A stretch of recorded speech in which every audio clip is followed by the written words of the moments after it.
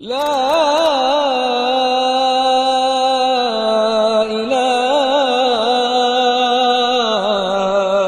إلا الله.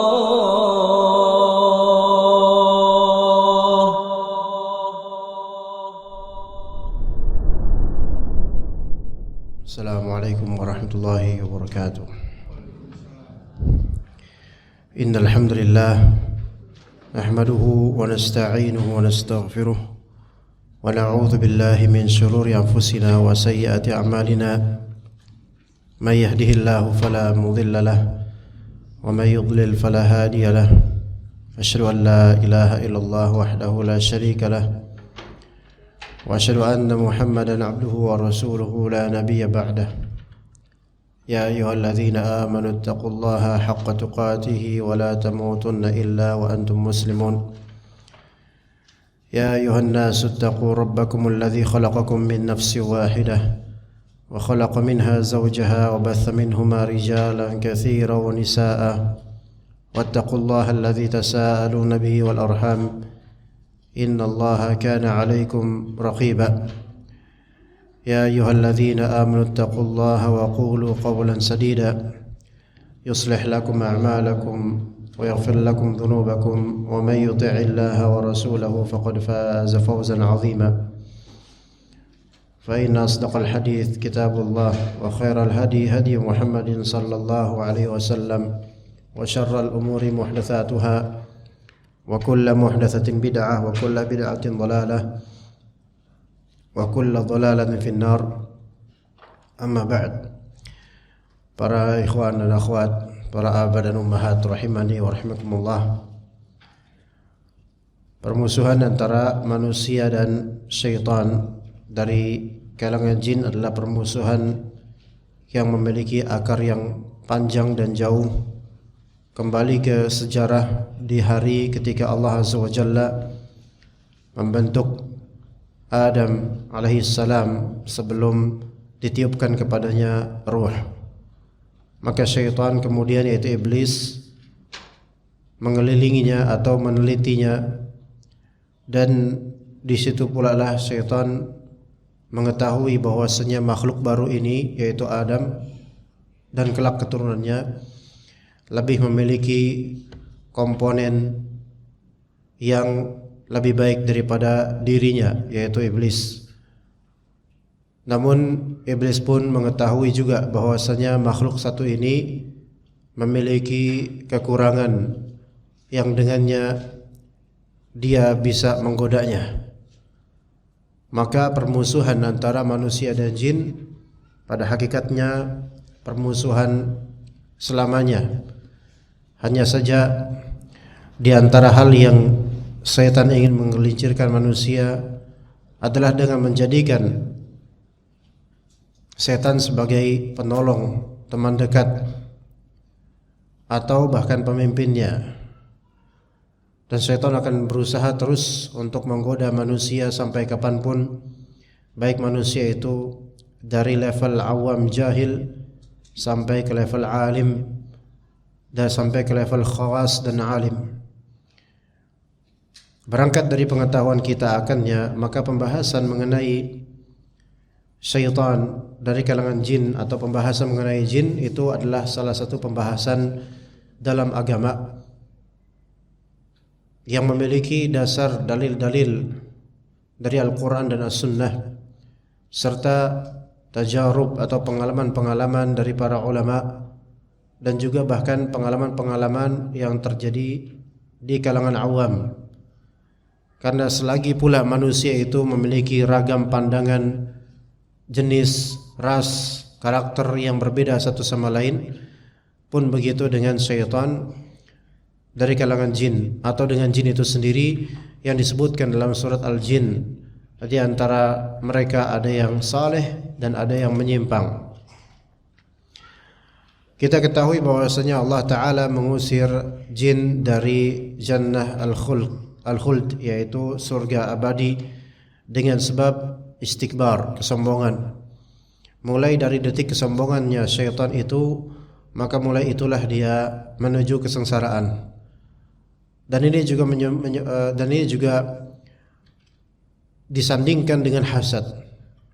Maka dua dosa ini, yaitu istikbar dan hasad, sombong dan dengki, itu adalah dosa pertama di langit dan dosa pertama di bumi. Dosa pertama di langit yaitu ada pada diri iblis yang sombong dan dengki. Dan dosa pertama di bumi yaitu ada pada salah satu putranya Nabi Adam alaihissalam, yang dalam riwayat Israiliyat disebut dengan nama Qabil terhadap Habil. Ketahuilah bahwasanya sifat sombong dan juga hasad itu dimiliki oleh jiwa yang khabith, yaitu jiwa yang kotor, menjijikan, hina dan keji. Berangkat dari kedua itu, kesombongan dan juga hasad, maka banyak sekali kebenaran ditolak dan banyak sekali hal-hal yang baik direndahkan. Kemudian dua sifat ini, sombong dan hasad yang berakar dari sifat syaitan, memerlukan objek. Tidak mungkin seseorang sombong tanpa komparasi, sehingga membutuhkan objek yang di-compare. Dan tidak mungkin seseorang hasad tanpa maksud atau tanpa lawan hasadnya. Maka hasad itu adalah suatu sifat yang sifatnya transitif, yaitu membutuhkan korban dan objek. Dua sifat ini menghancurkan masa depan iblis, dan begitu pula dengan manusia ketika sudah terpantik kesombongan dan terlekat kedengkian di kalbunya, maka dia sama dengan merajut menuju masa depan yang buruk. Iblis sejak saat itu meminta kepada Allah Subhanahu wa taala, "Rabbi anzirni ila yaumi yub'atsun." Ya Allah, tangguhkanlah kehidupan saya, kematian saya tangguhkan sampai hari mereka dibangkitkan. Dan Allah Subhanahu wa taala kemudian menjadikan iblis masih hidup sampai sekarang dan bahkan sampai nanti kiamat dia baru mati. Dengan hikmah dari Allah Azza wa Jalla, dan tujuan dari iblis ini, la ughwiyannahum ajma'in illa ibadaka minhumul mukhlasin. Yaitu iblis bersumpah akan berusaha untuk menyimpangkan atau menyesatkan semua manusia kecuali di antara mereka yang menjadi orang-orang terpilih dan ikhlas. Maka keikhlasan itu adalah benteng pertama dan benteng terkuat dalam menghadapi godaan syaitan dan bisikannya. Sejak saat itu iblis itu tidak pernah bahagia. Sebagaimana orang yang dengki dan juga sombong, jangan kira orang itu bahagia. Ada kalimat lisanul hasud la yastarih. Lidahnya pendengki, lidahnya penghasut tidak akan istirahat. Dan juga pikiran orang sombong tidak akan rehat. Karena dia akan selalu terbayang dan terprovokasi oleh kesombongannya sendiri untuk membenci, mendengki, meninggi, sehingga tidak bisa istirahat pikirannya. Dan orang yang hasad juga seperti itu, tidak bisa istirahat lisannya. Maka kedua sifat ini jika ada pada manusia, maka seolah-olah dia berubah menjadi syaitan. Jika orang alim sombong, maka dia akan menjadi syaitan dengan kealimannya. Jika orang yang tidak memiliki kelebihan menghasut, maka dia akan menjadi syaitan dengan hasutannya. Kemudian kita tahu dengan mukaddimah tadi bahwasanya jin atau syaitan dari kalangan jin, mereka selalu menjadi musuh manusia. Walaupun dijadikan teman dan sahabat, apalagi pemimpin oleh manusia, melainkan tetap suatu saat pasti akan bermusuhan, karena itulah hakikatnya mereka. Dan manusia memiliki rumah-rumah yang ada di atas muka bumi, yang syaitan itu selalu berusaha untuk menumpang di rumah mereka. Baik rumah yang berupa rumah fisik ataupun rumah yang berupa rumah jasad. Maka syaitan berusaha untuk menyusup masuk ke rumah tempat tinggal, dan juga kadang-kadang menyusup melalui majrad dam, yaitu aliran darah, ke rumah fisik, yaitu tubuhnya manusia. Maka gangguan jin di rumah, di tempat tinggal, itu suatu yang lumrah, wajar keberadaannya, dengan nisbat yang berbeda antara satu rumah dengan lainnya, tergantung dengan bagaimana perilaku dan keimanan sahibul bait. dan juga tergantung dengan bagaimana takdir Allah Azza wa Jalla tentu sebelumnya terhadap penghuni rumah tersebut dan isi rumahnya. Boleh jadi ada seorang yang fasik di rumahnya dan syaitan-syaitan yang Allah Ta'ala takdirkan berada di rumah itu adalah syaitan-syaitan yang lebih fasik darinya, kemudian mereka pun satu angkatan, sama-sama fasiknya, satu derajat, karena syaitan itu menginginkan agar manusia itu semanzilah dengan mereka, kemudian sama-sama masuk ke neraka kecuali yang Allah Ta'ala berikan hidayah. Kata Allah Azza wa Jalla, ya bani Adam atau ya bani Adam la yaftinannakumus syaitan, wahai putra Adam, wahai anak cucu Adam, jangan sampai syaitan itu membuatmu terfitnah. Juga Allah Ta'ala berfirman di surat Fatir, inna syaitana lakum aduwwun fattakhidhuhu aduwa. Sesungguhnya syaitan itu adalah musuh untuk kalian, maka jadikanlah syaitan sebagai musuh. Dan juga di surat An-Nisa Allah Ta'ala berfirman, wa man yattakhidhis syaitana waliyan min dunillah faqad khasira khusranan mubina. Barang siapa yang menjadikan syaitan sebagai wali, sebagai penolong, sebagai sahabat, teman dekat, sebagai wali, penolong selain Allah Ta'ala, maka orang itu telah merugi dengan kerugian yang nyata. Di rumah manusia, syaitan berusaha untuk menyusup dengan tujuan-tujuan dan misi yang ada. Maka tidak ada syaitan itu menuju manusia kecuali pasti ada misi. Kalaupun memang ada syaitan yang melakukan hal yang bersifat iseng, tetapi iseng itu tentu adalah suatu misi. Mungkin itu paling ringan. Iseng bagi syaitan maka bisa jadi suatu hal yang besar bagi manusia. Contoh misal di suatu tempat yang gelap, syaitan mengisengi seorang manusia yang penakut jauh dari zikir kepada Allah Azza wa Jalla. Maka ada syaitan menampakkan tasyakul dirinya kepada manusia di suatu pohon. Ya, itu bagi syaitan mungkin iseng. Tetapi kemudian manusia yang ketakutan ini lari terbirit-birit dan syaitan pun menertawainya. Dan setelah terbiritnya lari menuju ke tempat pemukiman manusia, orang itu pun menceritakan hal-hal yang dia lihat di pohon itu, maka jadilah cerita itu tersebar, maka jadilah suatu khurafat dan akidah yang menyimpang serta rusak di tengah masyarakat. Bukankah suatu hal yang berawal dari keisengan bisa menggeser akidah yang selamatnya manusia? Jadi tidak ada yang remeh dengan keisengan syaitan. Kadang-kadang syaitan iseng dengan menghilangkan barang atau membuat mata tersihir tidak melihat suatu tempat atau barang. Tetapi kadang-kadang cerita manusia terhadap sesamanya yang membuat terbentuk pemahaman dan pemikiran atau akidah atau mindset yang justru itu mungkin syaitan sendiri tidak bermaksud sampai segitunya, namun karena kejahilan dan kebodohan manusia ini akhirnya jadilah suatu urf, adat, tradisi dan mindset yang negatif, yang khurafat, yang berlawanan dengan akidah Islam. Maka ada perlunya di sini kita membahas tentang gangguan jin di rumah, beberapa macamnya. Ya mungkin waktunya tidak sampai jam 11 insyaallah, namun nanti kita juga fokuskan ke misal dari penanya-penanya yang mungkin ingin bertanya tentang beberapa kasus di rumahnya mungkin. Bisa nanti ditanyakan ke siapa Bu? Ke setan yang ada di rumahnya sendiri sana tanya ya. Ya biar saya enggak terlalu kepikiran tentang masalah Anda. Ya boleh juga ditulis di secari kertas, siapa tahu saya baca. Ya begitu. Taib, kemudian ummahat dan para abah dan ummahat sekalian rahimakumullah, akan kita sebutkan beberapa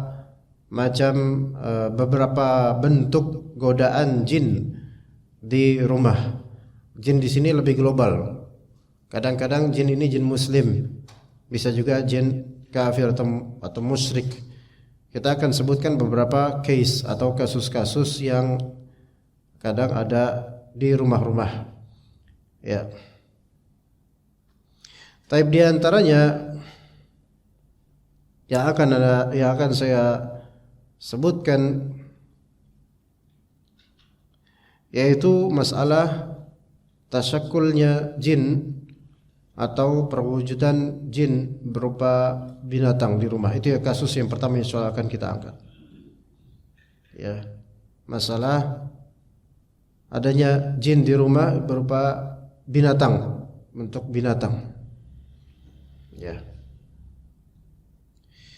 Ya, ketahuilah bahwasanya syaitan atau jin itu adalah makhluk yang mana Allah Subhanahu wa taala memberikan kemampuan pada sebagiannya untuk bisa bertasyakul.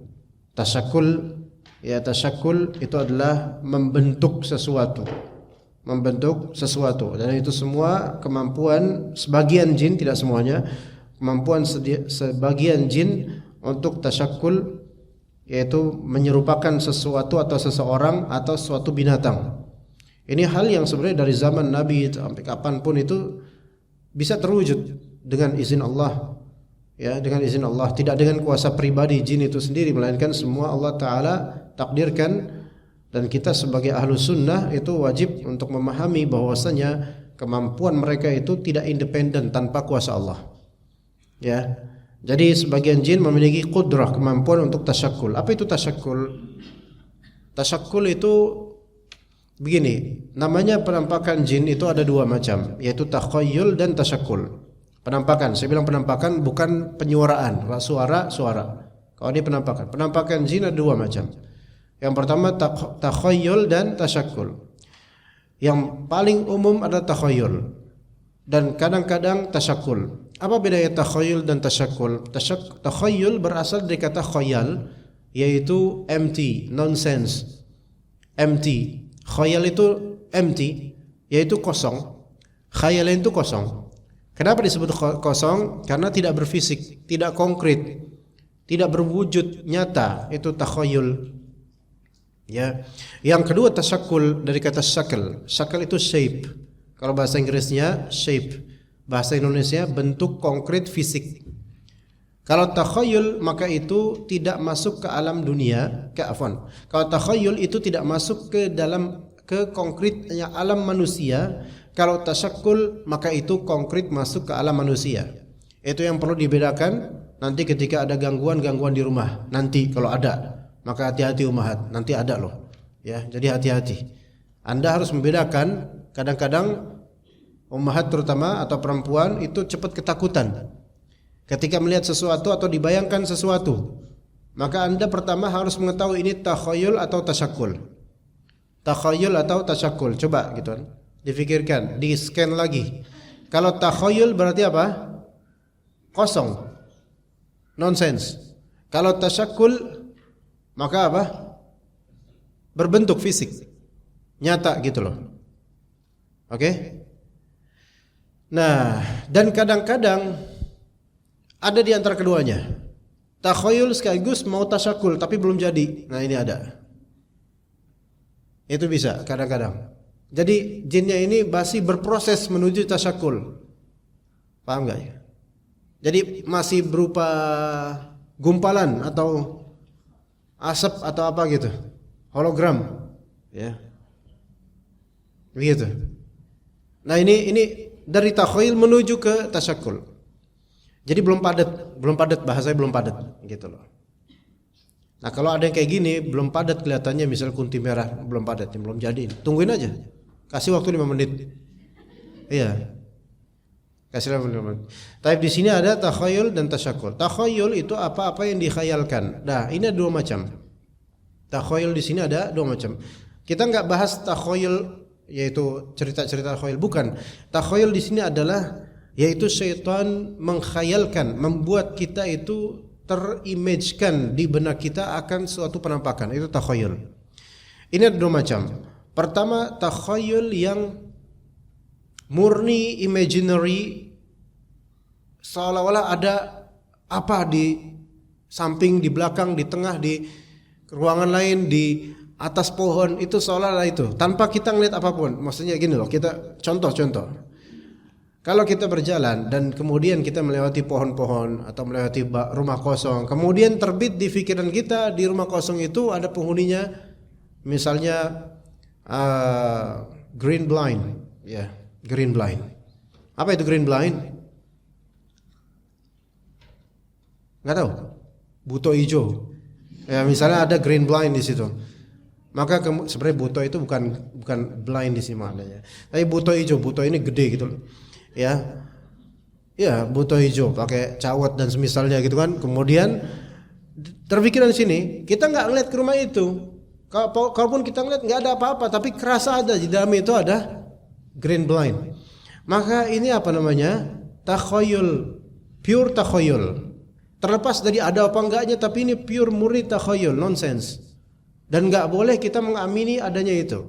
Maka firasat atau persangkaan hati seperti ini, pikiran itu kalau dituruti maka lama-lama akan jadi itu. Itu kan seperti mengetok gerbang pintu hati supaya kita itu percaya apa enggak gitu loh. Maka kalau emang itu enggak konkret, hanya oh di situ kayaknya ada itu. Maka ini betul-betul waham atau zon, persangkaan semata. Ya, kayak misalnya di rumah, ya, ini kasus kalau di rumah, misal ngerasa kalau di dapur tuh kayak ada yang huni gitu loh. Dapur kalau malam itu kayak ada apa gitu. Nah, kemudian kayaknya kalau di loteng tuh kayak banyak monyet gitu. Nah, itu kadang-kadang tuh kerasa tuh. Ya. Maka yang seperti ini takhayul murni, takhayul mahd. Murni takhayul, pure takhayul. Nonsense. Ya, jangan dipercaya pikiran-pikiran itu. Anggap aja enggak ada. Ya, itu namanya yang pertama. Kedua, takhayul yang seolah-olah konkret ada gitu, tapi itu takhayul. Tapi itu takhayul. Paham enggak di sini? Yaitu melihat sesuatu kelihatan, tapi sebenarnya itu enggak ada gitu loh. Ngelihat itu ada poci itu. Ya. Kalau sekarang jadi merek teh itu, ya. Ada poci itu. Ya kan? Ada poci. Ya. Itu ada poci itu. Ngeliat gak? Kamu ngeliat gak? Ngomong ke temennya. Enggak ngeliat. Enggak, itu poci lagi diri. Iya. Mas, enggak ngeliat gitu. Teman-temannya lihat, dia doang yang ngeliat. Maka ini takhayul juga. Seandainya dia konkret tasyakul, maka semua akan ngeliat. Gitu loh. Kenapa kok cuma dia doang yang ngeliat? Nah, ini menunjukkan bahwasanya matanya si indigo ini disihir oleh si poci ini. Paham gak di sini? Ini takhayul, nonsense. Makanya orang-orang atau siapapun indigo itu ahli khurafat takhayul itu rata-rata. Iya, orang indigo atau baik indigo karena memang bawaan, atau indigo karena ada jin, dia punya deal dengan jin, atau indigo karena dia kena sihir atau dan lain-lain, sebab indigo banyak. Maka kalau dia bilang, di belakang kamu tuh ada bapak-bapak, dia bilang enggak ada. Beneran ada bapak-bapak, antum bilang takhayul. Bilang aja gitu, takhayul. Gitu. Maka anak-anak indigo, orang-orang indigo sebenarnya matanya itu disihir gitu loh oleh syaitan untuk melihat hal-hal yang sebenarnya boleh jadi enggak ada itu loh. Kalau memang benar ada, maka semuanya ngeliat dong. Ya, makanya indigo itu adalah semi gila dia. Semi gila. Iya. Kalau memang dia enggak gila, ngapain dia berbicara sesuatu atau mendeskripsikan sesuatu yang tidak konkret, tidak kelihatan, padahal semua orang ada, kenapa dia doang yang lihat? Gitu. Semi gila. Mungkin akan tersinggung, saya enggak gila. Ketidakmerasaan gilamu adalah sebagian dari gilamu itu sendiri, gitu loh. Paham enggak di sini? Maka indigo itu setengah majnun, yaitu khayalannya itu over ya. Tapi itu disihir oleh syaitan, makanya takhayul. Terlepas dari ada atau enggaknya itu setan. Taib. Yang kedua, penampakan yang kedua yaitu apa? Tasyakul. Adapun kalau tasyakul ini maka dia konkret. Yaitu sudah masuk ke alam manusia, bukan alam dunia. Itu alam dunia mencakup alam jin, alam malaikat, alam manusia, tapi alam bagian dari alam-alam ini, bagian dari alam dunia adalah di antara alam manusia. Alam manusia yaitu apa-apa yang terindrakan oleh manusia secara konkret, itu alam manusia. Anda sekarang lagi duduk kayak gini, maka Anda berada di dalam manusia. Saya ngeliat Anda ngeliat saya. Ya enggak? Ibu-ibu ngeliat saya enggak, Bu? Ngeliat. Nanti kalau misal kamera mati kelihatan enggak saya? Berarti Anda di luar alam saya.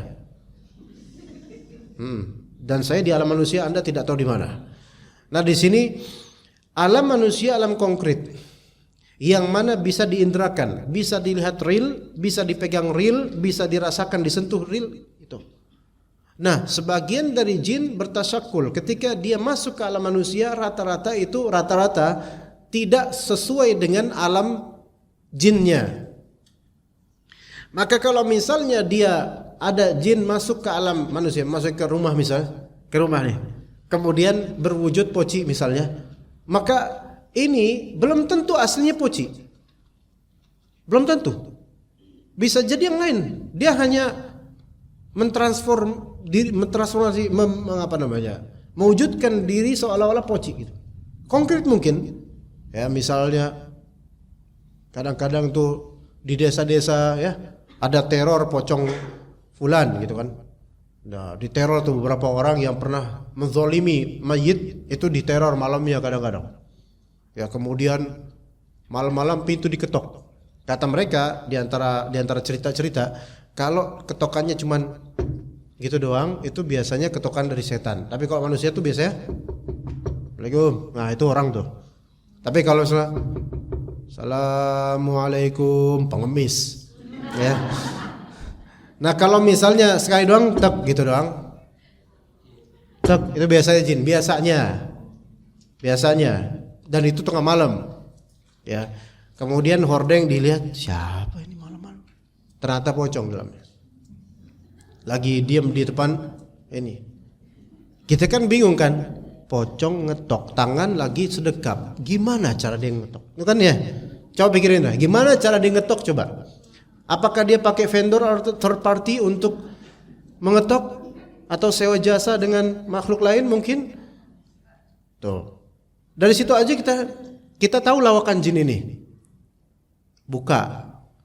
Ada apa, Cong? Afwan ana numpang tidur ini, kata pocong. Mungkin enggak kayak gitu. Pocong kan apa? Pengen apa? Pengen menggoda. Ini sudah konkret. Dipegang beneran kain. Ditoyor pocong. Kalau enggak teguh jatuh dia ditoyor itu. Ya. Beneran, Nabi SAW juga pernah sholat, kemudian syaitan bertasyakul. Ya, berusaha untuk mengganggu sholatnya Nabi SAW, akhirnya Nabi cekek. Dicekek itu syaitannya. Sampai kemudian dicekek lidah setan itu, lidah jin itu, sampai keluar. Kemudian terasa banget dinginnya lidahnya setan itu. Berarti konkret gak? Ini yang disebut tasyakul. Yaitu konkret, terasa. Gitu loh. Kalau misalnya ibu-ibu misalnya di atas pohon ada kunti, white kunti, kan di Indonesia karena bendera merah putih kan ada dua macam, kunti putih dan kunti merah, ya, white kunti, ya. Kemudian ibu kalau mau tahu itu khayalan atau konkret, ibu panjat pohon kemudian pegang, apakah ini kepegang? Kalau kepegang berarti ini tasyakul, gitu. Kalau nggak kepegang dan pas sampai atas nggak ada, mungkin ini takhayul saja. Atau diuji sama temennya, kamu lihat nggak itu di atas yang lagi ongkang-ongkang itu? Enggak lihat, berarti ini takhayul. Gitu. Karena kalau tasyakul konkret kayak antum semua kelihatan Pak. Antum semua kelihatan. Ya begitu. Nah jadi di rumah itu mindset harus dilihatnya. Kalau misalnya itu tasyakul, maka berarti kan masuk ke alam kita. Itu bisa diambil, ditangkap, dibunuh, bisa di tempat. Bisa. Nanti gitu aja, kalau misal di rumah diganggu sama setan, sama jin, ternyata dia menampakkan sesuatu, menampakkan diri, itu bisa dibunuh. Selama dia bukan binatang berupa ular tertentu.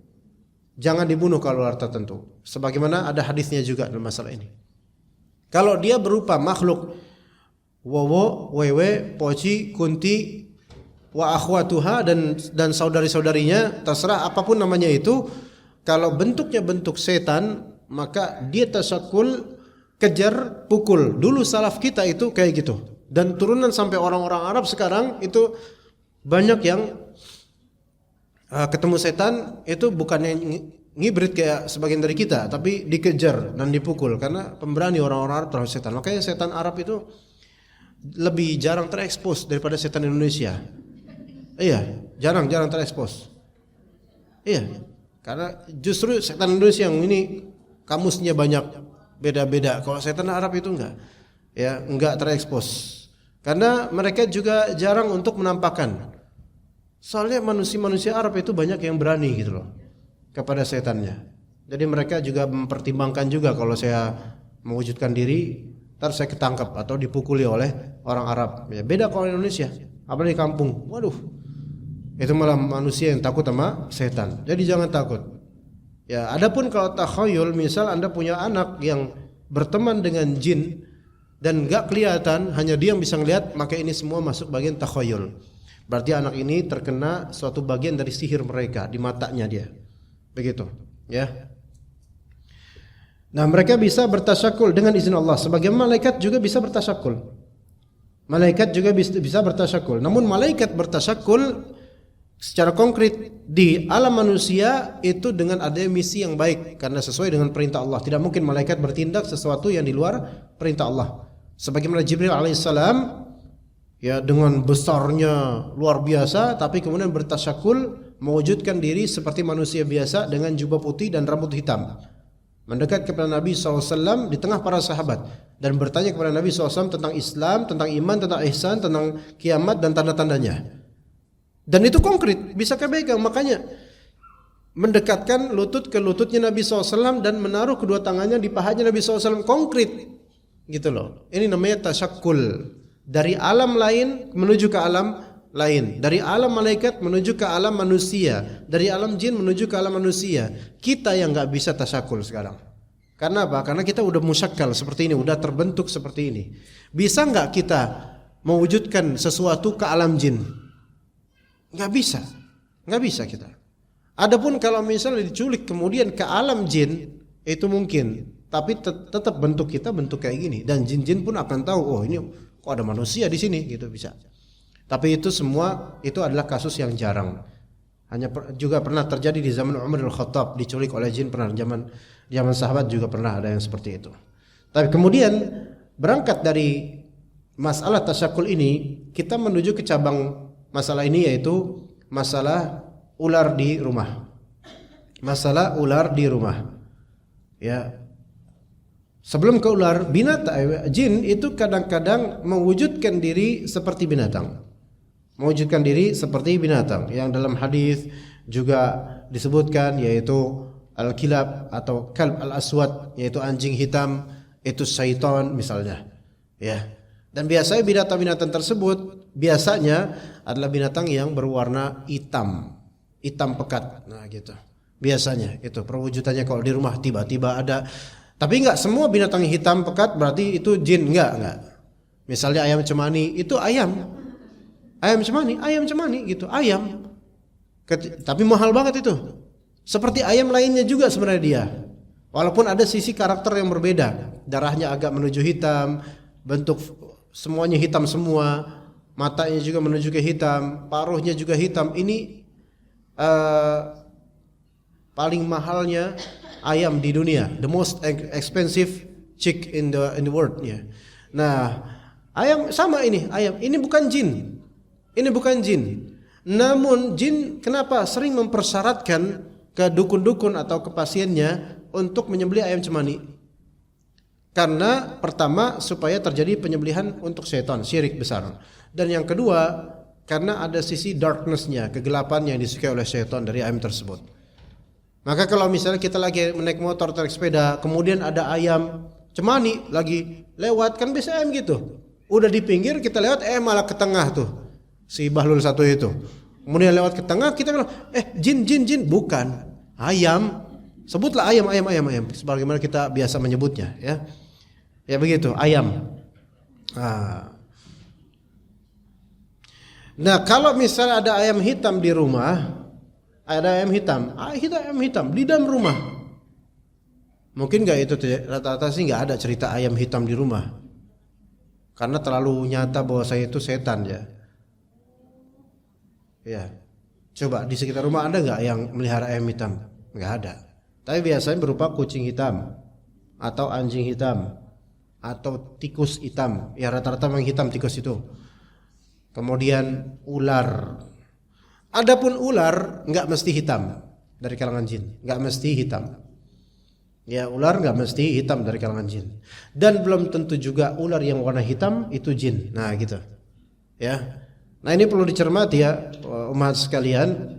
Kalau misalnya kita ini tinggal di daerah yang dekat rawa, dekat sawah, dekat kebun, ya.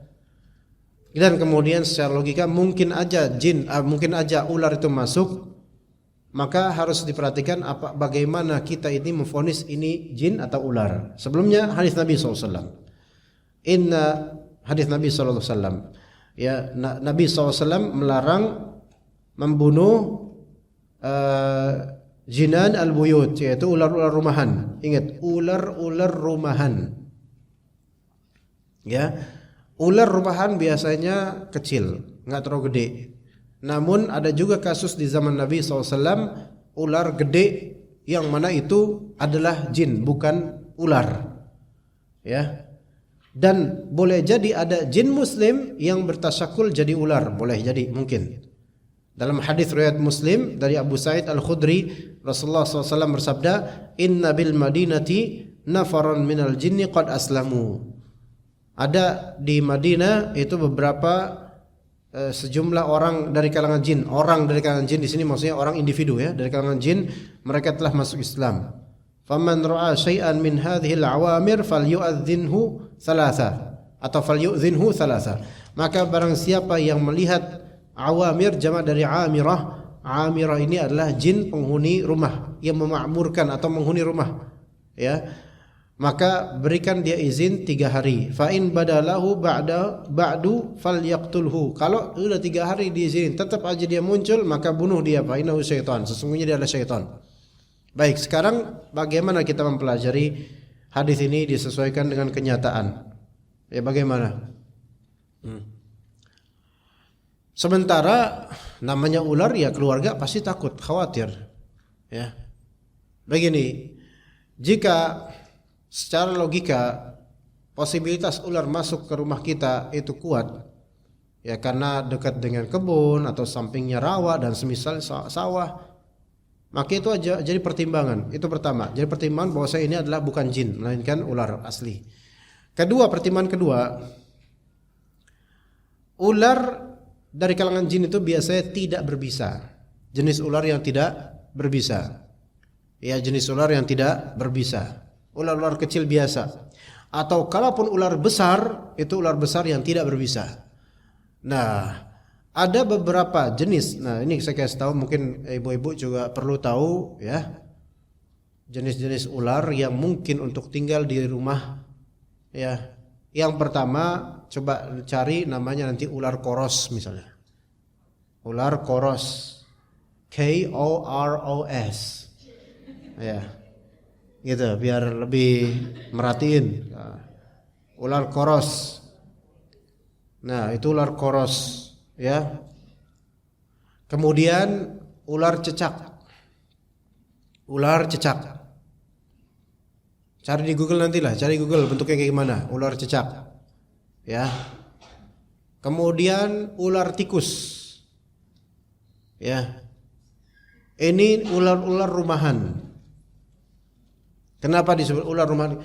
Suka nyelinap ke rumah, tidak berbisa dan enggak terlalu besar biasanya. Enggak terlalu besar. Ya, ada yang 2 jari, ada yang 3 jari, paling besar tuh 3 jari. Ya, 2 jarian dan seterusnya. Ini ular-ular biasa, ular tikus, ular koros, ular cecak. Ular cecak biasanya di loteng-loteng. Dia makannya makan cecak. Ya. Nah, itu di Indonesia ya. Kalau di Saudi kayaknya enggak ada deh ular cecak. Atau ular, enggak tahu jenisnya apa di sana, yang enggak tahu lah.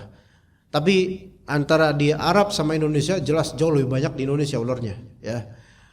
Ini 3 ular-ular seperti ini disebut amirah, yaitu ular yang biasa tinggal di rumahan. Ini saya kasih tahu infonya karena saya cukup paham tentang dunia perularan gitu loh. Nah, ini 3 ular ini. Cari yang wujudnya kayak gini, ular cecak, ular koros, atau ular apa satu lagi saya lupa. Ular tikus. Dan ular tikus itu ada beberapa macamnya. Ada yang kadang agak berwarna abu-abu, kadang ada berwarna kekuningan, itu macam-macam seperti itu. Ini semua enggak berbisa. Ya. Ular cecak dan ular koros itu enggak terlalu menyerang. Tapi kalau ular tikus itu bisa menyerang, gitu loh. Itu karakternya. Nah, 3 macam ular ini nggak ada yang nggak berbisa sama sekali. Kalau ibu digigit, shock atau gigit, insya Allah nggak mati. Iya, kalau mau digigit gitu ya. Nah, ketika ular seperti ini ada di rumah, sekecil atau besarnya paling maksimal 2 jari atau 2,5 jari, Bu. Ya. Biasanya nggak lebih besar dari itu. Ya. Nah, ini kemungkinan kalau di Indonesia perwujudannya kayak gitu tuh. Cari gambar-gambarnya. Biasanya kayak gitu perwujudannya, jinnya. Tapi tidak mesti itu adalah jin gitu loh. Paham ya? Tapi ini termasuk ular-ular yang suka nyelinap dan diem di rumah. Terutama ular cecak. Itu paling sering. Ya. Ular cecak itu jinak. Ya kecuali kalau dia lagi mood, nah baru itu bahaya. Bukan bahaya sih, maksudnya suka gigit ya. Tapi itu jinak, nggak berbisa insyaallah. Ya. Nah, ini ular yang awamir. Kalau Nabi sebutnya awamir, yaitu suka tinggal di rumah orang. Atau mungkin ada jenis spesies lain yang lainnya, wallahu alam. Nah, kalau bentuknya kayak gitu, ibu menemukan bentuk yang seperti 3 atau salah satu dari 3 tadi, dan ibu nggak khawatir dengan orang rumah, maka lakukan sunnah Nabi tadi, yaitu biarkan dia 3 hari aja dulu di situ. Ya, kecuali kalau misalnya bisa diusir, mungkin lebih baiknya diusir karena madharat atau yaitu kepanikan keluarga itu lebih dipertimbangkan ya. Karena kadang orang walaupun melihat ini ular nggak berbisa, tapi kan mindsetnya udah ngeri aja gitu. Jadi kalau bisa cari pawang. Ya, pawang ular pun nggak ada yang ngerti sunnah ini, ya gitu. Tapi kalau selain dari ular itu, apalagi kalau ibu tahu itu atau bapak tahu itu ular berbisa, maka langsung dibunuh karena itu bukan jin, itu ular beneran. Contoh kobra. Dalam hadis Nabi SAW, Nabi merintahkan uqtulu dzittufyatain, ya, yaitu uqtulu al-abtar dza'at-tufyatain. Bunuhlah oleh kalian ular bantet, ular pendek, al-abtar, yang putus, yang kayak putus apa belakangnya apa namanya? Ekornya kayak putus gitu, ya pendek. Ini satu. Yang kedua dzitufyatain, yang memiliki tufyah, yaitu yang di bagian kepalanya itu ada 2 mata. Ini apa ini? Kobra, ya. Dan yang semisal itu. Ini dua ular ini yang pendek itu kalau di Arab itu adalah ular dengan jenis Viperidae dari keluarga viper. Subhanallah, ini kajian jadi perularan, tapi nggak apa-apa. Ini kajian insya Allah penting nih untuk beberapa bapak ibu, kan mungkin ada yang tinggal di kebun kan, jadi harus tahu nih. Ya tinggal dekat kebun, bukan di kebunnya, tapi tinggal dekat kebun. Jadi kadang harus tahu, ya. Nah, ular viper itu seperti apa? Ular yang bentuk kepalanya segitiga banget, ya, dan dia memiliki taring yang folding. Apa folding itu? Kalau nganga kebuka tuh taring, gede taringnya. Kalau nutup maka ketutup tuh taring. Jadi taringnya itu ada apa ya? Sistem yang masya Allah gitu loh. Ya, taringnya gede itu dia. Palanya segitiga. Ini disebut abtar, ular yang agak putus karena rata-rata ular kayak gini pendek. Ibu lihat aja, cari aja, rattlesnake. Ya, ular apa kalau Indonesia itu? Ular kerincing yang belakangnya itu ada kemoceng lagi, ada kerincingnya gitu kan? Ya. Itu kan rata-rata enggak panjang. Dengan ukuran maksudnya besar tapi agak bantet seringkali gitu, agak pendek gitu. Ya. Ular pohon yang segitiga gitu. Nah, ini bahaya. Itu semua kalau masuk rumah bunuh. Iya. Itu bukan setan, itu bukan jin, itu ular gitu loh. Ya. Kemudian ular gibuk, kalau misalnya di Bogor atau di Sunda disebutnya ular gibuk. Itu biasanya ada di daun-daun kering, warnanya itu warna daun yang kering persis. Itu pendek banget itu ular, kadang kecil tapi nyerangnya luar biasa itu. Itu bukan jin. Ya, kalau itu ke rumah berarti lagi nyasar dia. Ya. Kalau nggak berani bunuh, usir. Tapi usir nggak, kalimat nggak bakal tahu, dia nggak bakal ngerti usir kalimat. Karena ini ular, bahasanya bahasa ular. Ya.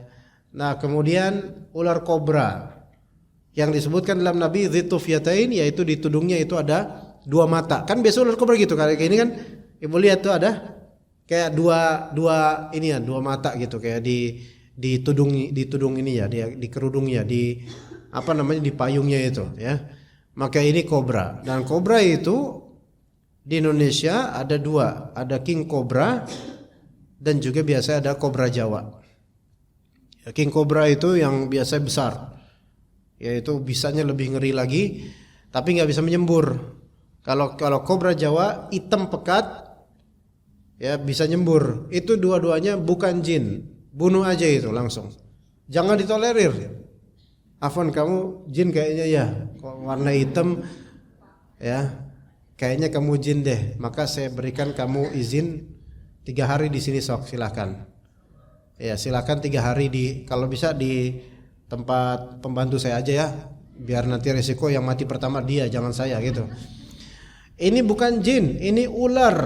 Maka bunuh segera atau usir kalau bisa, ya. Begitu.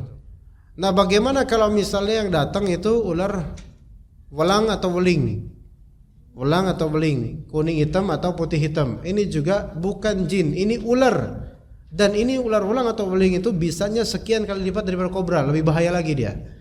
Ya, dan cara mematikannya kalau kegigit sama dia, sama si fulan ular welang itu, maka kalau kegigit itu enggak kerasa, biasa aja. Tiba-tiba ngantuk, tidur, bangun, mandrabuk gitu. Itu ular welang atau weling kayak gitu. Iya. Iya, rata-rata gitu. Capek gitu kayaknya. Ngantuk gitu. Enggak ada gejala yang banget enggak ada, cuman lemes, ngantuk gitu, pengen tidur aja. Ya, terus pas tidur, bangun-bangun ya udah apa?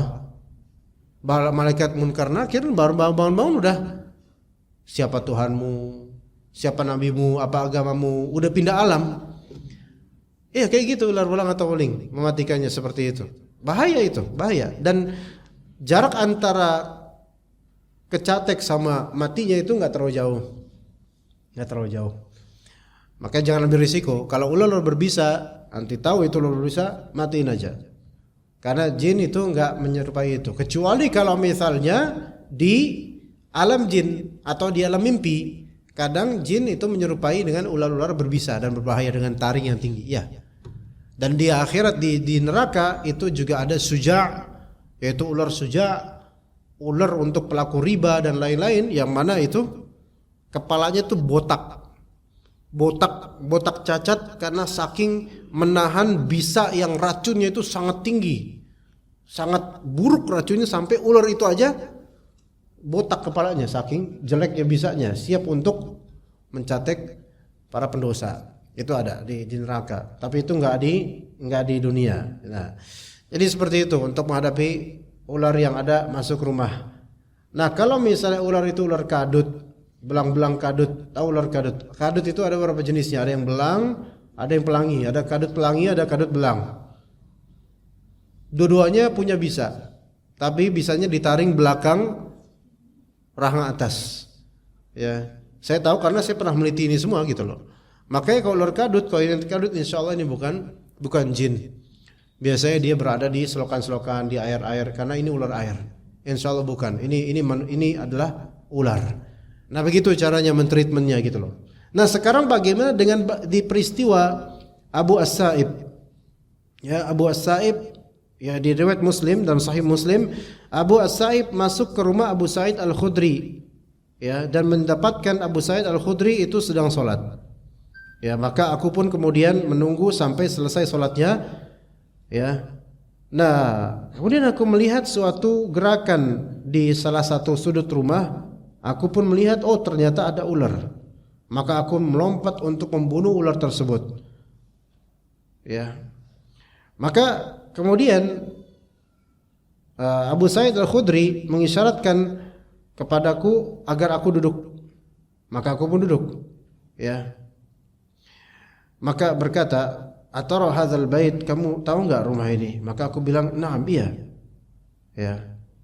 Jadi Abu Sa'id bilang, jangan dibunuh. Duduk aja kamu, duduk." Gitu. Seolah-olah bilang gitu padahal pakai isyarat. Jadi Abu Sa'id Al-Khudri lagi sholat, ya. Maka ketika tahu Abu Sa'id pengen membunuh ular, Abu Sa'id Al-Khudri sholat mengisyaratkan gini. Diisyaratkan. Maka ini menunjukkan bahwa ketika sholat kita boleh memberikan isyarat. Ketika sholat kita boleh memberikan isyarat untuk sesuatu yang maslahat atau madarat, boleh memberikan isyarat. Kepada anak kecil misalnya bandel, kita beri isyarat supaya jangan bandel misalnya, gitu. Bisa. Ya. Maka setelah selesai sholat, kemudian nanya Abu Sa'id Al-Khudri, kamu tahu nggak rumah ini?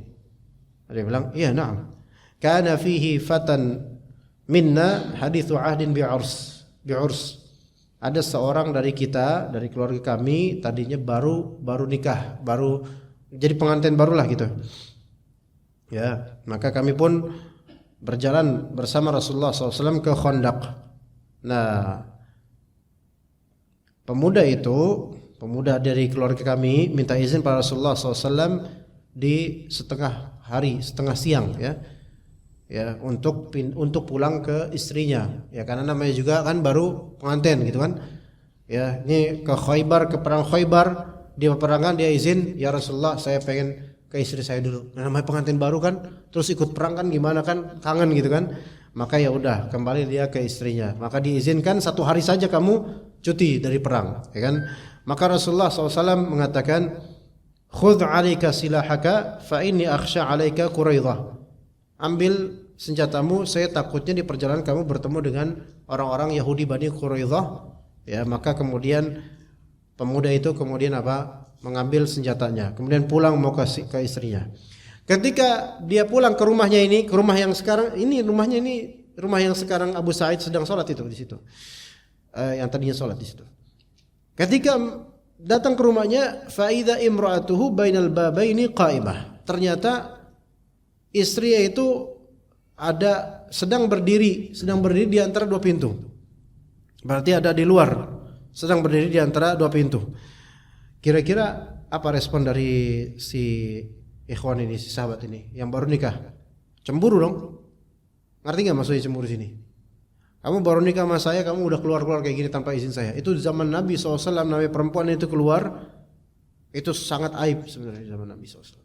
Tanpa hajat keluar itu aib sekali dan membuat suami pasti marah. Gitu. Fa'ahwi ilaiha birramhi liyat'anaha bih. Itu saking emosinya itu si pengantin laki-laki ini kemudian siap dengan tombaknya, itu pengen menghajar ini istrinya gitu loh, saking cemburunya gitu loh. Kamu ini keluar gitu, marah itu sampai pengen ditombakin itu istrinya. Ya, maka faqalatlah, istrinya kemudian bilang ke dia, "Uquf 'alaika ramhak." Ya. Tahan tombakmu. Ya. Wadkhulil bait hatta tanzur mal ladzi akhrajani. Tahan tombakmu, masuklah ke rumah sampai kamu melihat hal apa yang membuat saya keluar. Fadakhal, maka dia pun masuk tuh. Suami baru itu masuk. Fa idza bihayatin 'azimatin muntawiyatin 'alal firash. Ternyata dia lihat ada seekor ular yang besar itu sedang ngelingkar di kasur. Fa ahwa ilaiha birramhi fantazamaha bihi. Maka kemudian dia pun menusukkan tombaknya ke ular itu dan mencacahnya, menusuk-nusuknya. Ya. Nah, kemudian dia pengen keluar, tapi kemudian ular itu pun menyerang dia. Ini ular besar. Ya, fama yadri ayyuhuma kana asra' mautan al-hayya amil fata. Maka tidak diketahui mana yang lebih awal mati, apakah si pemuda pengantin itu atau ularnya. Dua-duanya sama-sama mati. Dua-duanya sama-sama mati. Ini ular gede. Ular gede berarti kemungkinan ular sanca atau semisal itu, ular gede. Ya. Dan pemuda ini nusuk-nusuk ya. Kemudian pemuda ini mau pergi, tapi ular itu sempat nyamber pemuda ini dan kemudian di wrestling atau semacamnya. Wrestling itu apa? Bergulat dengan ular itu, apa? Dililit oleh ular itu, dipres kemudian oleh ular itu, ya. Maka tidak ketahuan siapa di antara keduanya yang mati duluan. Dua-duanya mati, ularnya mati, dia mati. Ularnya mati karena lukanya dan dia pemuda ini mati karena tekanan ular ini. Begitu. Paham di sini ya? Nah, kemudian kami pun mencari Rasulullah SAW, kita ceritakan itu. Ya. Dan kami katakan kepada Nabi SAW, ya Rasulullah, kasihan ini pemuda kan baru nikah. Ya Rasulullah, ud'ullaha yuhyihi lana. Ya Rasulullah, mintalah kepada Allah, doakan kepada Allah supaya Allah menghidupkan kembali si pemuda ini buat kita. Kasihan dia. Maka kata Rasulullah SAW, istaghfiru li sahibikum. Kalian mintakan ampun pada saudara kalian itu. Artinya udah wafat dia. Udah kalian minta ampun aja buat dia. Maka kata Nabi SAW, inna bil madinati jinnan qad aslamu. Sesungguhnya di Madinah ini ada jin yang telah masuk Islam, ya. Maka jika kalian melihat di antara mereka yang seperti yang tadi hadis yang pertama kita sebutkan, itu hadisnya sebab wuridnya, sebab adanya hadis itu adalah peristiwa ini. Nah, pelajarannya apa? Ternyata jin amirah itu jin-jin kecil atau ular-ular kecil. Yang tadi saya sebutkan itu tadi 3 macam ular kalau di Indonesia yang posibilitas tinggal di rumah orang. Ada ular-ular lain yang Anda tidak tahu namanya, tapi 3 ular itu yang sering kali ada di rumah orang, yaitu ular cicak, ular koros atau ular tikus. Ular koros lebih sering di luar sebenarnya, ya. Tapi ular cicak yang paling sering di dalam rumah. Kalau ular tikus, kenapa suka di rumah? Karena dia nyari tikus. Karena disebut ular tikus, ada beragam macam ular tikus itu. Karena ini ular yang sangat membantu petani untuk menghilangkan hama tikus. Makanya petani kalau ketemu ular tikus nggak dibunuh.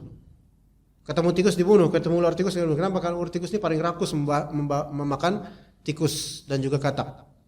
Tapi suka ke rumah. Kenapa? Karena di rumah ada tikusnya gitu loh. Begitu. Nah, namun kadang juga ada jin yang bertasyakul menjadi ular besar. Kalau di Indonesia semacam ular sanca atau piton yang gede yang ada di rumah, tiba-tiba tanpa logika kok bisa ada di sini, maka ini kemungkinan besar jin. Ya. Kok bisa masuk ke sini, maka kemungkinan besar jin.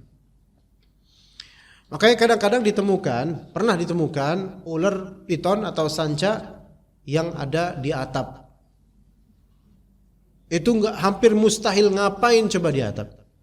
Dan beberapa orang kadang-kadang juga merasa di atap rumah itu ada suara geser.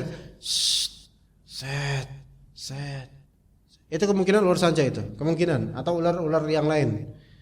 Itu boleh jadi itu jin yang bertasyakul menjadi ular, boleh jadi. Jadi tapi jangan khawatir. Ya, kalau misalnya ada set kayak geser-geser gitu, itu kemungkinan besar ular. Dan bisa juga jin. Maka boleh bilang, kamu saya izinin tinggal 3 hari di atap, selebihnya bayar gitu bilang. Hah? Ya karena gimana? Kalau misalnya kita ke loteng gelap, nyari tuh ular, resikonya besar. Jeblosnya belum, kemudian kalau ketemu juga digigit atau gimana? Udah biarin aja, tenang aja. Begitu, selama dia enggak ke bawah rumah, ke ruangan rumah. Ya begitu. Adapun kalau misal di kamar tiba-tiba ada ular gede, misalnya segede ini nih, ya, lengan, ini udah termasuk gede, dan itu biasanya sanca atau piton itu sama, ya. Maka ini karena nggak masuk logika, posibilitas kuat ini adalah jin. Maka berikan dia waktu 3 hari di sini, kecuali kalau misalnya ada pawang atau pemberani. Kenapa Bu? Kok tiba-tiba jadi pasar? Diam Bu, ini saya lagi ngomong. Nah, kalau misalnya kasih waktu 3 hari, kalau enggak cari pawang. Kalau memang enggak bisa malam sunnah ini, cari pawang yang bisa mengambil ular itu. Ya ibu-ibu kan protes, kok 3 hari 1 hari aja kita enggak mau, ngeri gitu kan. Apalagi 3 hari, apakah tetangga gitu kan. Ya udah cari pawang. Ya udah cari pawang beneran. Ya, daripada jadi omongan, jadi madharat yang besar, jadi gosip atau bermadharat mungkin ke depannya, ya udah cari pawang. Sebenarnya gini, kalau emang itu ular jin dan dia jin muslim, ibu kasih kesempatan dan ibu suruh dia supaya sebaiknya kalian kalau memang muslim jangan ganggu kami. Jangan ganggu kami dah. Itu kalau dia jin yang bertakwa dan bertasakul seperti itu, insyaallah kalau ibu minta sama Allah Ta'ala kemudahan, insyaallah dia hilang. Mungkin tutup dulu pintunya, kasih waktunya sejam, ibu buka udah nggak ada di dia, udah nggak ada di kasur itu, nggak ada. Tahunya di belakang, iya, habis itu pingsan, bangun udah pindah alam. Ular sanca yang bisa makan manusia itu adalah ular sanca yang kepalanya sudah segede tangan dewasa. Nah, segede tangan dewasa, kalau kepalanya segini itu sudah bisa makan orang. Sudah bisa makan orang dewasa bisa. Tapi insya Allah ular yang di rumah nggak bakal makan orang, walaupun segede apapun. Karena posibilitas ini adalah jin. Jin nggak makan orang. Iya. Maksudnya jin yang seperti ini nggak makan orang, gitu loh. Ya. Allah alam seperti itu. Ya. Ini kita bahas ular doang ini. Jika ibu-ibu ada pertanyaan atau bapak-bapak ada pertanyaan dipersilakan. Ada pertanyaan atau tidak? Takutnya nanti waktu untuk bertanya kurang. Ada pertanyaan jemaah, ikhwan? Sebelumnya nanti segera kumpulkan pertanyaannya. Ini ada beberapa tanbihat. Hukum seperti ini, larangan dari Nabi SAW untuk membunuh hewan-hewan seperti ini hanya khusus di ular saja, tidak selainnya. Maka kalau ada binatang lain yang masuk rumah mengganggu boleh dibunuh. Tikus. Ya, jadi gini. Kan jin bisa bertasyakul menjadi ular rumahan, bisa dengan izin Allah. Jin juga bisa bertasyakul menjadi tikus, bisa. Kalajengking mungkin. Anjing hitam mungkin, kucing hitam mungkin. Nyamuk bahkan mungkin, lalat dan seterusnya mungkin, semua itu mungkin, bukan tidak mungkin. Dengan izin Allah itu semua. Tapi dari semua posibilitas binatang yang merupakan jin, kemungkinan jin, itu hanya ular saja yang Nabi SAW larang untuk membunuhnya. Itu pun ular-ular yang disebut awamir atau ular besar yang secara logika nggak mungkin masuk rumah gitu loh. Gitu. Ya. Adapun ular yang dikecualikan, ular yang antum tahu itu berbisa tinggi atau berbisa, maka ini bunuh langsung. Bunuh langsung. Itu faedahnya. Maka mengetahui ini ular berbisa atau enggak itu perlu tahu. Ya. Dan termasuk juga misalnya ular yang kepala dua. Ada ular namanya ular kepala dua. Gimana tuh? Depan sama belakang tuh sama, kayak tumpul gitu. Ular apa namanya? Ular pipa namanya. Ular pipa. Ya. Ular pipa ini kepala dua. Depan belakang sama, tapi bagi yang mendetail melihat dia tahu kepala yang mana gitu. Tapi kepalanya sama, depan belakang sama. Satu kepala doang tapi depan belakang sama. Dan dia warnanya loreng-loreng, hitam orange gitu. Ya, ini biasanya di tanah. Kadang-kadang kalau banjir masuk rumah. Gitu. Ini orang-orang yang awam mengira ini ular pasti berbisa tinggi, bisa membunuh, buktinya mukanya dua, munafik nih ular gitu. Ya. Makanya ini tidak berbisa sama sekali. Meskipun menjijikan, tapi tidak berbisa sama sekali. Ibu pegang, itu bisa jadi mainan. Enggak berbisa sama sekali. Apakah dibunuh? Kalau membunuh silahkan. Ya. Tapi susah membunuh ular ini. Ular pipa ini susah dibunuh. Ya. Karena diantup pakai batu susah matinya. Karena nggak tahu bagian fisik itu agak susah, agak kenyal, agak gimana susah. Ya gitu. Tapi tadi ya, kemudian tidak semua ular yang kita lihat di rumah merupakan jin. Kalau misalnya ular tersebut adalah ular berbisa, maka insya Allah bukan jin. Ya, atau ular-ular yang memang bukan nggak biasa, nggak mungkin ada di rumah, seperti ular kadut misalnya, itu bukan jin itu ular. Tapi ular kadut juga Kalau orka belang itu menyerang ya. Jadi cara bunuhnya dengan cara yang spesial.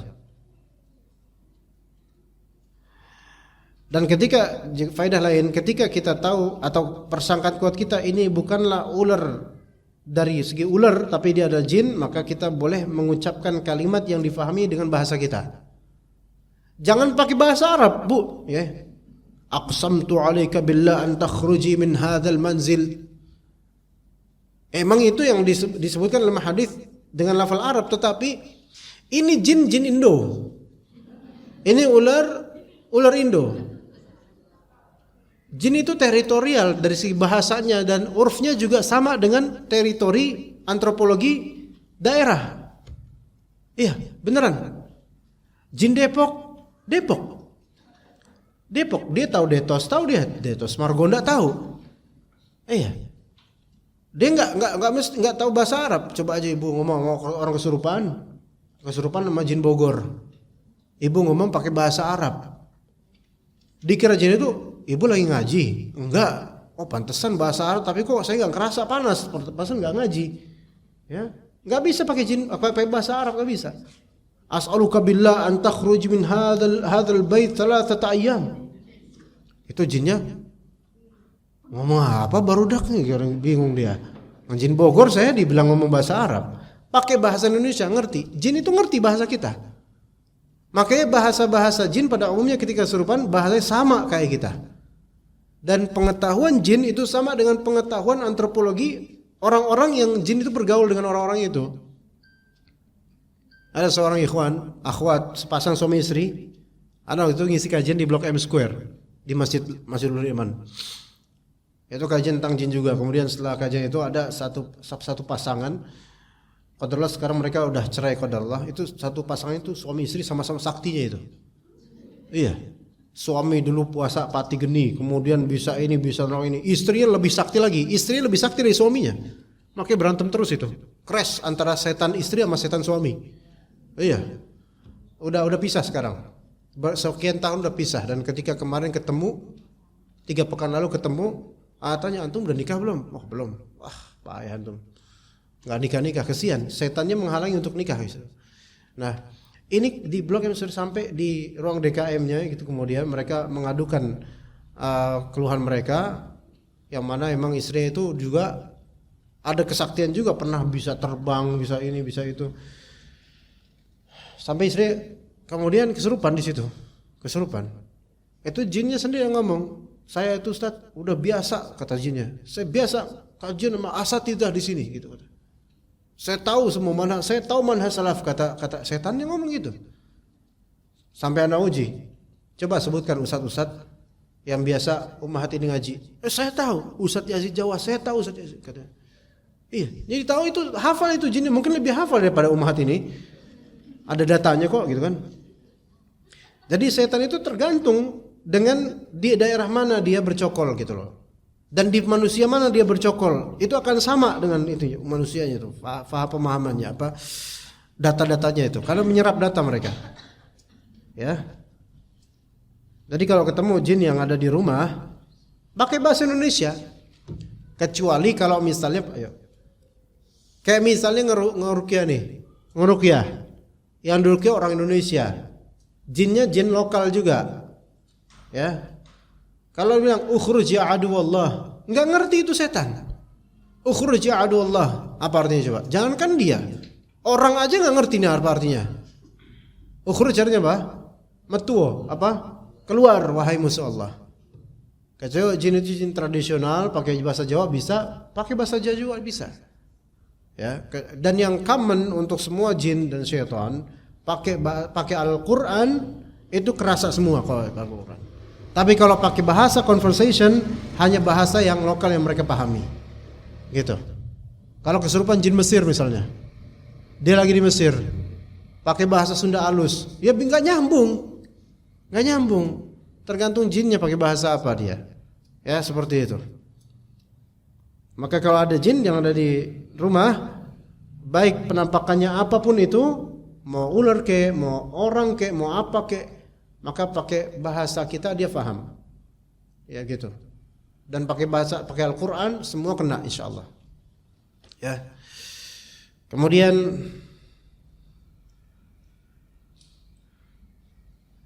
kata Nabi SAW, la taqtulul janan illa kulla abtar dhi atufyatain. Ya. Di sini Nabi SAW menyebutkan ada jenis ular yang boleh dibunuh atau diperintahkan dibunuh, bahkan mau dia di rumah atau di luar rumah, yaitu yang tadi Anda sebutkan. Ular-ular yang pendek, yang biasanya berbisa, pendek dan segitiga palanya, dan kemudian memiliki ular yang memiliki dua mata di bagian tudungnya, ya, bagian tudungnya itu, maka itu ular kobra kok itu. Dikatakan fa innahu yusqitul walad, yaitu bisa menggugurkan kandungan. Para ulama mengatakan sekedar melihat ular ini bisa menggugurkan kandungan. Wallahu alam, Anda tidak setuju dengan perkataan yang ini gitu loh. Memang Nabi SAW mengatakan bisa menggugurkan kandungan ketika dia apa? Digigit oleh ular ini, gitu loh. Karena sampai sekarang tidak ada dimanapun, sampai kapanpun, tidak ada dokumentasi manapun. Walaupun Nabi pasti berkata benar, tapi gimana kita menafsirkan perkataan Nabi SAW? Sampai sekarang nggak ada ular yang ngelihat doang, kelihat natap matanya langsung gugur kandungan. Itu belum ada. Di sejarah dari zaman dulu sampai sekarang nggak ada. Jadi yang sahih, yang lebih sahih, wallahu alam, adalah kita menafsirkan hadis ini bahwa ini kalau digigit dan dicatek sama ular tersebut, kalau perempuan yang sedang mengandung itu bisa membuat kandungannya mati. Nah, itu mungkin. Karena kan gigitan ular itu apa? Bisa, bukan racun. Bisa, bukan racun. Kalau racun kan ke pencernaan. Kalau bisa kan ke peredaran darah dan otot. Gitu ya. Begitu. Nah, ke darah, dan bisa aja kemudian entah proses jantung atau gimana, bisa membuat suplai untuk bayi ini berkurang dari gizi atau semacam itu, maka bisa mati. Bedakan Pak Bu ya antara venom dengan poison. Poison itu racun, venom itu bisa. Racun itu diminum, dimakan, dihirup. Tapi kalau bisa itu diinjek. Dan ular itu menginjek sehingga venomous ya, sehingga peredaran darah yang dicari dan juga otot yang kena. Ya, maka lumpuh sampai ke jantung. Darah itu kan ngalir ke jantung, mendekati jantung sampai jantungnya lumpuh, disitulah kematian. Itu prosesnya kayak gitu. Dan proses jin atau proses pembisaan di sini itu persis dengan bagaimana syaitan masuk ke tubuh manusia. Ya, masuk ke tubuh manusia. Kata Nabi SAW, masuk ke tubuh manusia pakai aliran darah. Maka orang semakin ketika syaitan masukin lewat aliran darah, kalau makin emosi makin cepat ke jantung, sehingga makin cepat menguasai hati. Maka orang yang enggak stabil emosinya itu lebih mudah kesurupan dibandingkan yang stabil emosinya. Maka orang yang pemberani itu lebih sulit kesurupan dibandingkan orang penakut. Perempuan kasusnya lebih banyak yang kesurupan daripada laki-laki. Karena apa? Semua emosi kurang stabil. Maka lebih cepat itu darah masuk. Maka orang ketika tergigit dengan ular berbisa itu jangan terlalu panik. Karena kalau panik banget itu mempercepat degupan jantung dan mempercepat darah menuju ke area jantung, dan itu sama juga mempercepat kematian. Syaitan pun begitu. Makanya representatif dari ular atau representatif dari syaitan itu adalah ular. Sebagian ahli tafsir mimpi mengatakan bahwasanya mimpi tentang ular pasti ada keburukan di situ. Tidak pernah mimpi tentang ular, mimpi adanya ular itu berarti kebaikan, enggak pernah. Berarti ini ada keburukan. Ya, baik ini mimpi buruk dari syaitan atau mimpi yang hak dari Allah Azza wa Jalla untuk mengabarkan kepada kita sesuatu yang berkaitan dengan perempuan yang buruk. Itu perwujudannya di mimpi biasanya adalah ular ya. Kemudian juga pengkhianat dalam keluarga, itu juga perwujudan di mimpi adalah ular. Kemudian musuh dalam selimut itu perwujudannya juga ular yang bersembunyi. Nah, yang seperti ini perwujudannya ini. Maka dekatnya ular dengan syaitan itu memang ada di banyak kondisi, di rumah, di mimpi dan seterusnya. Ya begitu. Ala kulli hal. Wa yudhibul basar kata Nabi SAW, dan menghilangkan pandangan, membutakan pandangan. Ada ular yang membutakan pandangan. Nah, ini ditafsirkan sebagian ulama, yaitu kalau ngelihat ular itu langsung buta pandangan kita. Enggak gitu. Maksud di sini adalah ular kobra yang bisa apa? Menyembur. Kobra Jawa, kobra Thailand, dan kobra-kobra lainnya di beberapa tempat itu, kobra Mesir juga bisa nyembur. Dari mana? Dari fangnya, dari taringnya nyembur itu. Dan nyemburnya sesuai dengan ukuran ularnya ya. Ada yang bisa nyampe 3 meter. Semburannya 3 meter. Seret. Dan ular itu nyembur, nggak bakal nyembur ke ular kobra yang seperti ini, kobra Jawa, nggak bakal nyembur kecuali dia itu menunjukkan ke mata lawan. Baik itu binatang ataupun manusia, pokoknya merasa terancam pasti akan berusaha. Namanya ular kobra itu kalau terancam atau bermusuhan pasti akan mengeluarkan suara-suara dari lehernya. Suaranya itu kayak suara kompor bakso itu, gitu, kayak gitu suaranya, kayak kompor bakso. Kalau mau tahu beli bakso nanti, ya, kayak gitu suaranya, ya. Itu ngancem itu. Kalau dia ancam-ancam tetap aja kita kekeh lawan dia, maka dia akan mengincar apa? Mata. Akan mengincar mata dan menyasar ke ininya ke mata. Kalau nggak pakai kacamata, kena itu. Bisa buta. Kasiannya binatang. Kalau lawan binatang, kucing misalnya, nyembur ke mata kucing nggak pakai kacamata. Kena, bisa buta itu. Bisa buta permanen atau bisa buta dalam menjangka waktu lama. Ini yang dimaksud wa yudhibul basar, yaitu bisa menghilangkan pandangan. Itu yang dimaksud, bukan ngeliat ular, langsung buta, ngeliat doang buta. Enggak ada ular kayak gitu, enggak ada. Sakti banget itu ular. Tapi maksudnya di sini adalah ular berbisa yang bisa menyembur ke mata. Itu namanya ular kobra. Adapun king cobra nggak bisa nyembur. King cobra itu beda spesies sama kobra. Ya begitu ya ummahat sekalian, jemaah sekalian rahimakumullah. Ya. Dan dalam riwayat Tabrani dikatakan oleh Rasulullah SAW, al-hayyatu maskhul jinni suratan. Ular-ular itu adalah perwujudan jin secara penampakan, seperti itu. Ya. Jadi iya, terutama ular-ular yang viper ya, yang viper itu yang segitiga, matanya itu lancip. Nah, itu mirip dengan setan, dan kadang-kadang ular viper itu ada semacam tanduk di atas matanya. Itu mirip banget seperti itu. Ya. Begitu wallahu alam. Ini kita menuju ke tanya jawab. Ada pertanyaan Bapak-bapak mungkin? Kalau Bapak-bapak langsung aja kalau Bapak-bapak. Baik, ini pertanyaan. Assalamualaikum. Waalaikumsalam warahmatullahi wabarakatuh. Ustadz, jika setan atau jin sedang bertasyakul lalu kita bunuh, apakah jin itu menghilang atau seperti manusia harus dikuburkan? Masya Allah ya. Atau kita bacakan ayat kursi, apakah akan mati terbakar? Begini, kemungkinan besar, wallahu alam, yang saya amati dari beragam kisah kenyataan ya, jika itu tubuh jin, tubuh bukan aksesoris. Biasanya di kenyataannya terjadi di banyak kisah. Jika itu tubuh jin, maka ada posibilitas menghilang. Ya.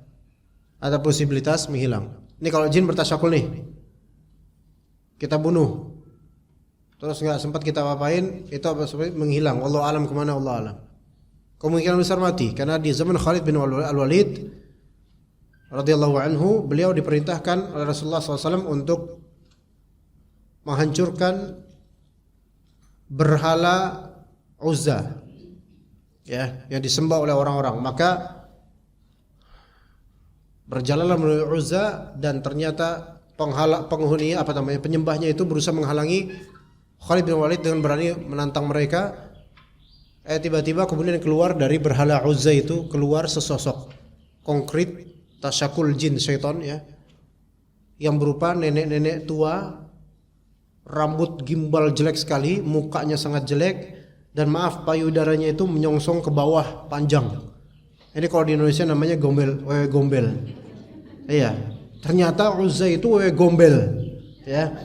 Maka kemudian dibunuhlah oleh Khalid bin Al-Walid. Itu disebutkan dalam kitab Syiar Alam Nubalanya Az-Zahabi rahimahullah. tapi tidak dihikayatkan setelah itu dikubur, gitu loh.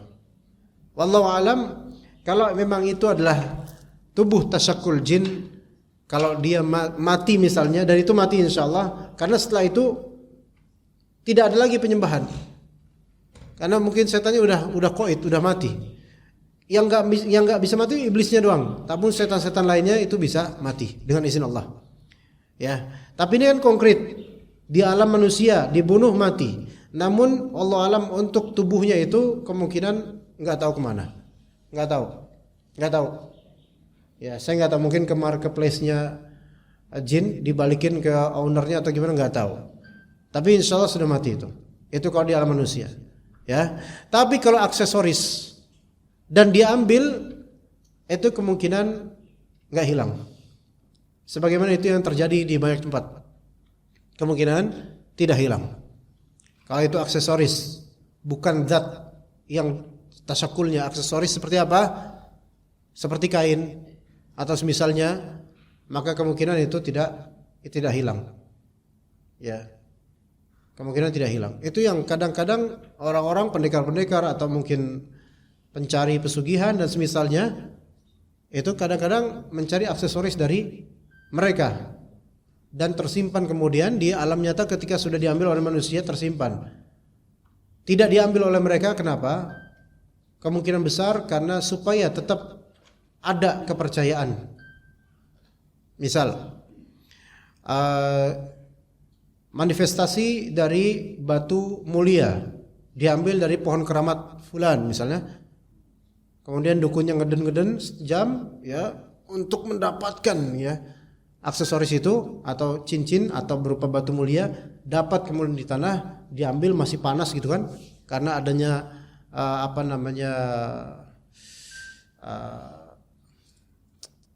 perpindahan alam gitu ya, seolah-olah gitu, maka itu dipegang sampai lama, sampai bertahun-tahun enggak hilang. Ini aksesoris seperti ini bukan zat dari jinnya, melainkan itu mungkin batu biasa atau gimana, maka yang seperti ini itu tidak hilang. Jadi yang hilang kemungkinan adalah zatnya, zat jinnya, zat tasyakulnya, wallahu a'lam. Begitu. Jadi Anda enggak pernah mendengar kabar dari riwayat salaf maupun khalaf sekarang atau dulu yaitu mengubur jin. Enggak ada. Kemungkinan besar karena apa? Setelah dibunuh maka itu hilang benda itu. Atau jin itu hilang atau tubuhnya hilang. Ya begitu. Ya. Atau kita bacakan ayat kursi, apakah akan mati terbakar? Nah, kalau misalnya kita bacakan ayat kursi, ya, jin itu hilang, maka kholas, itu gaib dah. Kita enggak perlu bisa menafsirkan apa-apa. Kalau masih di alamnya atau di tubuh orang yang kesurupan itu jinnya, kita bacakan ayat kursi, terbakar atau tidak? Insya Allah terbakar. Tapi apakah mati? Itu tidak bisa dipastikan. Selama jin itu ada di alamnya, bukan konkret tasyakul menjadi manusia atau jadi apa binatang, maka kita selama dia di alamnya enggak bisa memvonis dia mati atau tidak. Yang teriwayatkan atau terhikayatkan oleh banyak dari pengalaman yang Anda dapatkan, bahwasanya jin-jin yang dianggap mati oleh para peruqyah dan jin itu masih dalamnya rata-rata malah mengklaim enggak mati. Ya. Kadang-kadang di sesi ruqyah itu ada beberapa ruqyah yang menyembelih jin-jin. Menyembelih tapi lewat tubuh pasien. Ya, dan kemudian menyembelih bukan pakai pisau, bukan, pakai ini. Ya, seolah-olah dengan sugesti sedang menyembelih jin, kemudian jinnya itu merasa digorok kayak binatang digorok gitu. Ya, itu bisa terjadi hal-hal seperti itu. Namun mungkin kesakitan, mungkin, Allahu alam. Tapi apakah mati? Enggak pasti. Karena Anda pernah mendapatkan di antara murid Anda yang sudah disantet bertahun-tahun dan dia sudah mengikuti terapi para peruqyah, juga mengikuti ruqyah mandiri, ruqyah massal, bahkan menjadi percontohan ruqyah massal di depan pentas. Itu ustadznya, salah satu ustadz terkenal sekarang. Itu sampai bisa meruqyah dia dengan cara kamehameha gitu. Yaitu dengan dipukul jarak jauh, dia juga mental gitu loh. Ini ustadznya juga mantan praktisi tengah dalam, jadi masih ada di dia jin juga gitu. Maka pentas jin semua itu. Nah, itu kemudian ketika anak ruqyah, anak tanya itu, kamu kena jinnya Mbak Kunti jinnya. Namanya Aminah. Gak tahu kok bisa aja kuntilanak namanya Aminah loh. Itu yang anak aneh. Ada kuntilanak namanya Yunci, namanya lucu-lucu. Ya. Nah, Aminah. Namanya Aminah. Kalau dipanggil Aminah datang dia gitu. Mohon maaf nih ibu-ibu yang namanya Aminah jangan ganti nama ya. Tetap nama Aminah insyaallah. Nah, kemudian dia bilang, "Ustadz, saya itu udah punya pengalaman di ruqyah lama, Ustadz." Kata dia itu. Dengan gaya kuntinya gitu loh. Saya pernah disembelih berkali-kali. Sampai sekarang saya masih hidup, kata dia. Emang pas disembelih kamu di mana? Pak, jangan pergi, Pak. Pak, jangan pergi. Bapak mau pergi enggak apa-apa, enggak apa-apa. Enggak apa-apa, enggak, maksudnya takutnya. Nah, sampai mana tadi? Kata dia, saya udah disembelih berkali-kali oleh peruqyah. Sampai sekarang saya masih hidup, kata dia. Emang ketika kamu disembelih kamu kemana? Saya keluar, saya ketawa, saya ngeliat peruqyah itu. Mana bisa dia nyembelih saya, kata dia. Itu kata peruqyah. Kata peruqyah, kata si Aminah itu. Ya subhanallah. Maka gak perlu seperti itu, jangan sembelih-sembelihan. Kecuali kalau itu udah di alam kita. Tangkap, tegrep, tebas, insyaallah. Tapi itu tidak mudah karena kadang manusia itu akan ada residual energi namanya ketika dia dekat dengan jin. Itu akan ada residual itu seperti ada tabrakan energi gitu loh. Itu wajar karena energi mereka beda dengan energi kita, ya. Itu yang membuat kadang tabrakan tersebut ketika kita lewat di tempat-tempat tertentu itu kayak gak enak. Nah itu energinya ada yang berbeda itu. Vibe-nya kalau bahasa sekarang vibe-nya beda gitu ya. Kalau ibu misalnya lewat tempat keramat vibe-nya beda. Kalau lewat masjid vibe-nya beda. Kalau lewat rumah kosong vibe-nya beda. Ke kamar mandi vibe-nya beda. Di rumah ada kamar kosong 2 tahun gak dihuni, vibe-nya juga beda, ya kan? Di situ yang namanya ada energi yang bertabrakan. Nah, kalau misalnya ketemu sama jin, apapun bentuknya jin itu, kita deketin, pasti ada sedikit perubahan dalam diri kita dari perasaan. Pasti itu ada, walaupun kita berani. Pasti ada. Jangankan di kenyataan, di mimpi aja itu kerasa. Ketika ngelawan jin kadang-kadang kita sampai ditegrepin, atau kita berani bener, tapi jin yang deket kita kayak ada rasa gimana gitu kan? Tapi kita berani, itu ada pertentangan energi. Pertentangan energi. Nah, seperti itu. Ya. Kalau di alam jin atau di mimpi saja ada pertentangan, apalagi kalau ketemu langsung. Ustadz, dulu ketika almarhum suami saya akan dan sedang sakit, saya selalu bermimpi ular besar seperti sanca. Dan ketika sakit suami saya pun selalu berkata ada ular besar tapi saya tidak melihat. Bahkan ketika akan meninggal 2 hari sebelumnya saya mimpi ada ular kobra besar dan mematok suami. Pertanyaannya, apakah sakitnya dan meninggalnya ada sebab dari gangguan sihir? Selama ini saya pasrah saja akan takdir Allah walaupun banyak yang memberi masukan untuk ikhtiar kepada selain dokter. Jawabannya adalah udah selesai urusan ini, enggak usah dipikirin. Mau sihir kayak mau enggak, itu udah bukan beban anti. Udah lewat, ya. Udah lewat. Ya, enggak usah dipikirin. Enggak usah dicari juga ularnya.